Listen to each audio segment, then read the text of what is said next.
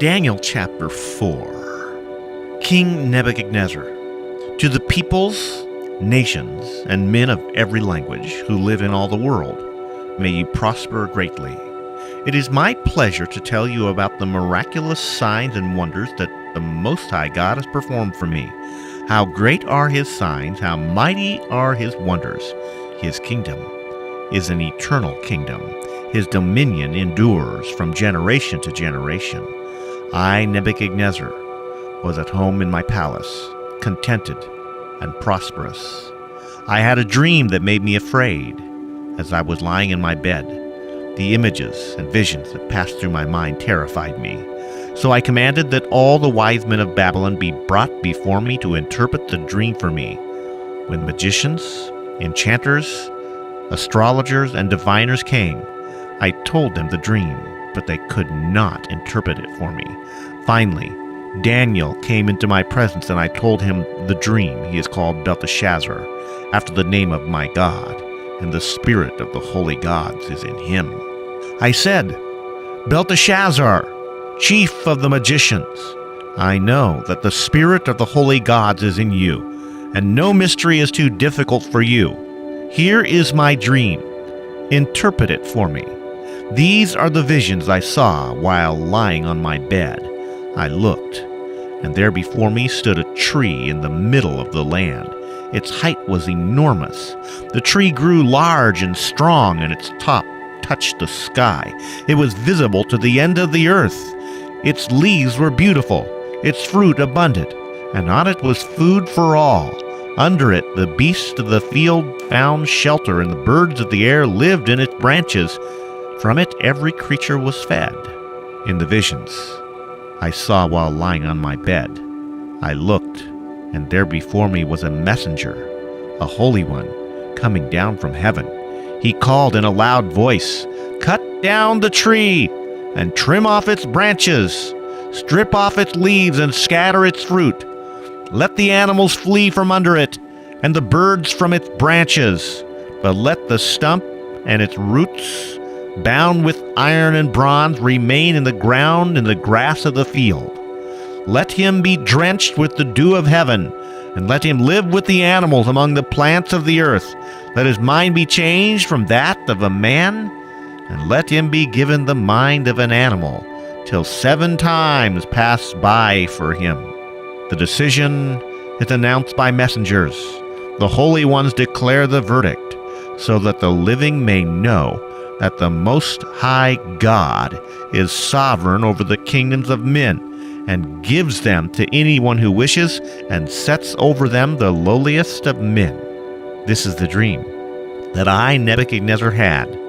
Now, Belteshazzar, tell me what it means, for none of my wise men in my kingdom can interpret it for me, but you can, because the spirit of the holy gods is in you. Then Daniel, also called Belteshazzar, was greatly perplexed for a time, and his thoughts terrified him. So the king said, "Belteshazzar, do not let the dream or its meaning alarm you." Belteshazzar answered, "My lord, if only the dream applied to your enemies, and its meaning to your adversaries. The tree you saw, which grew large and strong, with its top touching the sky, visible to the whole earth, with beautiful leaves and abundant fruit, providing food for all, giving shelter to the beasts of the field, and having nesting places in its branches for the birds of the air. You, O king, are that tree. You have become great and strong. Your greatness has grown until it reaches the sky, and your dominion extends to distant parts of the earth. You, O king, saw a messenger, a holy one, coming down from heaven and saying, 'Cut down the tree and destroy it, but leave the stump bound with iron and bronze in the grass of the field, while its roots remain in the ground. Let him be drenched with the dew of heaven. Let him live like the wild animals until 7 times pass over him.' This is the interpretation, O king, and this is the decree of the Most High. He has issued it against my lord the king. You will be driven away from people and will live with wild animals. You will eat grass like cattle and be drenched with the dew of heaven. 7 times will pass by for you until you acknowledge that the Most High is sovereign over the kingdoms of men and gives them to anyone he wishes. The command to leave the stump of the tree with its roots means that your kingdom will be restored to you when you acknowledge that heaven rules. Therefore, O king, be pleased to accept my advice. Renounce your sins by doing what is right and your wickedness by being kind to the oppressed. It may be that your prosperity will continue. All this happened to King Nebuchadnezzar 12 months later. As the king was walking on the roof of the royal palace of Babylon, he said, "Is not this the great Babylon I have built as the royal residence by my mighty power and for the glory of my majesty?" The words were still on his lips when a voice came from heaven. "This is what is decreed for you, King Nebuchadnezzar. Your royal authority has been taken from you. You will be driven away from people and will live with the wild animals. You will eat grass like cattle. 7 times will pass by you until you acknowledge that the Most High is sovereign over the kingdoms of men and gives them to anyone he wishes." Immediately, what had been said about Nebuchadnezzar was fulfilled. He was driven away from people and ate grass like cattle. His body was drenched with the dew of heaven until his hair grew like feathers of an eagle and his nails like the claws of a bird.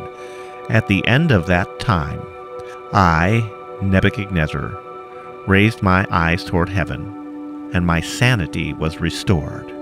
Then I praised the Most High. I honored and glorified him who lives forever. His dominion is an eternal dominion. His kingdom endures from generation to generation.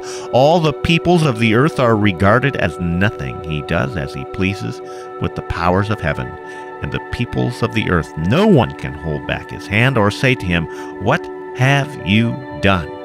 At the same time that my sanity was restored, my honor and splendor were returned to me for the glory of my kingdom. My advisors and nobles sought me out, and I was restored to my throne and became even greater than before. Now, I, Nebuchadnezzar, praise and exalt and glorify the King of heaven, because everything he does is right, and all his ways are just, and those who walk in pride he is able to humble.